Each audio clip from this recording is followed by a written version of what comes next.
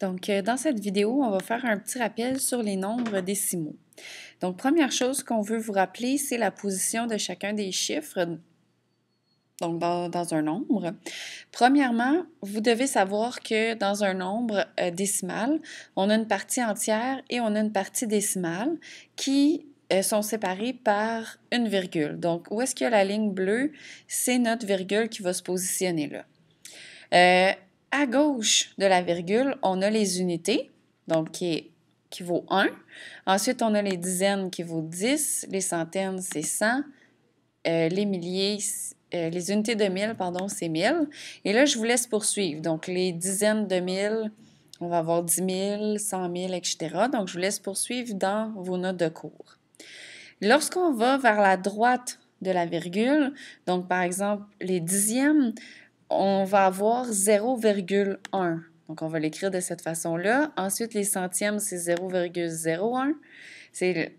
Ensuite, les millièmes, 0,001. Et je vous laisse poursuivre. Donc, les 10 millièmes, ça va être 0,0001, etc.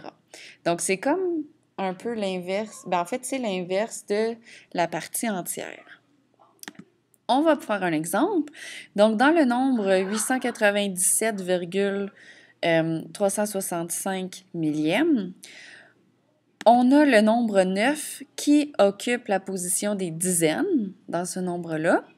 Ensuite, le nombre 3 va occuper, tout de suite après la virgule, va occuper la position des dixièmes. Ensuite, le nombre 6 va occuper la position des centièmes. Et le nombre 8 va occuper la position des centaines à ce moment-là, parce que c'est la position, en fait, c'est 800. Pour lire des nombres décimaux, donc vous devez en premier lire la partie entière. Ensuite, pour la virgule, vous avez le « et » que vous devez mentionner. Puis ensuite, on lit la partie décimale en nommant la position occupée par le dernier chiffre. Par exemple, si vous avez 3,18, ça se lit 3 et 18 centièmes, parce que le 8 est à la position des centièmes. Ensuite, si on a 0,41, on lit 41 centièmes. Et le dernier, si vous avez 105,003, on va lire 105 et 3 millièmes. Donc, c'est pour éviter justement de faire comme je viens de faire, de dire 105,003. Donc, pour nous éviter de mélanger les gens, on peut le dire de cette façon-là.